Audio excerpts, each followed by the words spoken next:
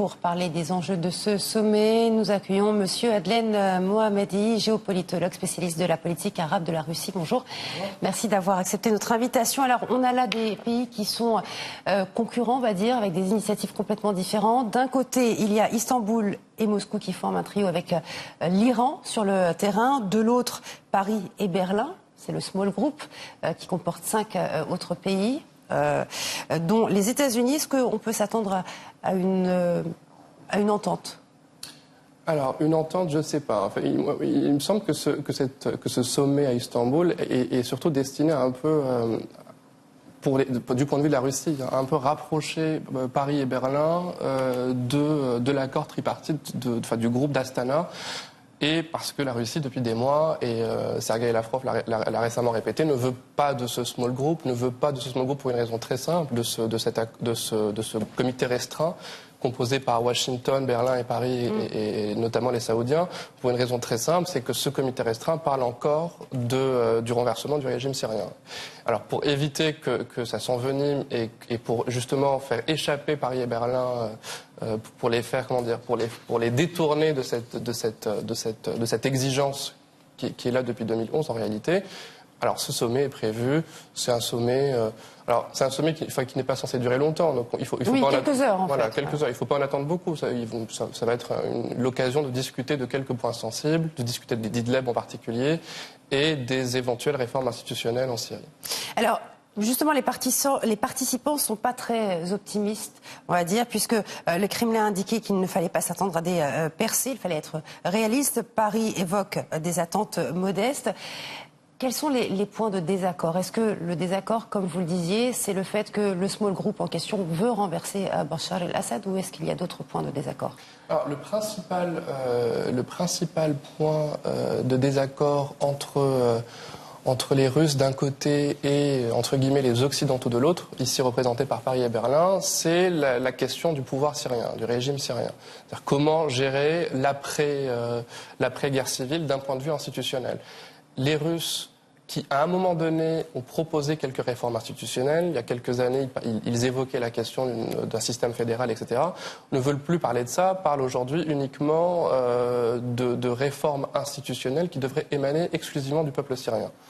Donc ça, c'est le premier point. Le deuxième point, évidemment, c'est l'affaire d'Idlib. La Russie est dans une situation un peu délicate et fragile, parce que la Russie, c'est quand même le pays qui a le mieux réussi, on va dire, militairement dans la région. Et quand on a bien gagné militairement, et quand on a beaucoup d'amis dans une région, on a quand même besoin que tout se passe très bien. Et l'affaire d'Idlib est délicate pour une raison très simple. C'est que d'un côté, c'est que la Russie doit d'un côté écouter le pouvoir syrien qui a quand même envie de récupérer l'ensemble de son territoire. Et de l'autre, donne quelques gages aux Turcs. Et en réalité, ce qu'ont fait les Russes dans cette affaire, c'est qu'ils ont mis le pouvoir turc au pied du mur. C'est-à-dire qu'on leur a donné un délai jusqu'au 15 octobre pour démilitariser la zone tampon, et ça n'a pas été fait. Donc en fait, la Russie n'est pas optimiste pour une raison aussi très simple, c'est que c'est un sommet qui va avoir lieu dans un contexte où les exigences de l'accord précédent, l'accord russo-turc précédent, n'ont pas été atteintes. Alors, vous parlez du président turc qui a un rôle à jouer. Est-ce qu'aujourd'hui, il est plutôt... est-ce qu'il sort plus fort après l'affaire Khashoggi, dans ce contexte-là? Alors, le problème dans cette affaire, c'est que si on écarte l'Allemagne, qui reste quand même dans la région une puissance très secondaire, aussi bien Moscou que Paris, et on aurait pu s'attendre de ça justement de la Russie, puisque sur le terrain syrien, la Russie était ce qui s'éloignait le plus du point de vue saoudien. Paradoxalement, aussi bien Moscou que Paris n'ont pas plus que ça, on va dire, élevé le ton après l'affaire de Khashoggi. C'est-à-dire que les Russes veulent garder quand même des relations cordiales avec les Saoudiens. Le président Macron a répété encore qu'il ne fallait pas du tout que cet incident, entre guillemets, que cette tragédie humaine, et cet incident ait une quelconque conséquence. En question, les ventes d'armes. Donc en réalité, le président Erdogan, et le président Erdogan aussi lui-même, en réalité, joue un jeu un peu ambigu vis-à-vis de l'Arabie Saoudite.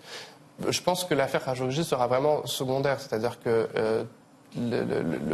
comment dire, l'axe géopolitique que représente l'Arabie saoudite dans la région est un axe qui a perdu clairement en Syrie, mais c'est un axe dont on a besoin ailleurs. Les Américains en ont besoin sur la question palestinienne et les Russes en ont besoin parce que les Russes s'entendent particulièrement bien, par exemple, avec les Émirats arabes unis. Donc je ne pense pas qu'il faille attendre... il faille en attendre des sanctions communes, on va dire, à l'égard des Saoudiens. Dernière question, très rapidement. L'absence des États-Unis à ce sommet, est-ce que ça peut faciliter les choses? Quel rôle ça joue? Je pense que c'est vraiment un tout mini sommet. Hein. Avec ou sans les Américains, ça n'aurait strictement rien changé. Ce qui est sûr, c'est que le principal adversaire en termes de puissance dans la région des Russes, ce sont les Américains, aussi présents militairement dans la région. Et leur absence pour pouvoir discuter quelques heures de l'affaire d'Idlib ou de l'éventuelle réforme constitutionnelle en Syrie, ça ne changera rien du tout. Très bien, en tout cas, merci beaucoup, Monsieur Adlen Mohammadi, d'avoir été avec nous. Je le rappelle, vous êtes géopolitologue, spécialiste de la politique arabe de la Russie.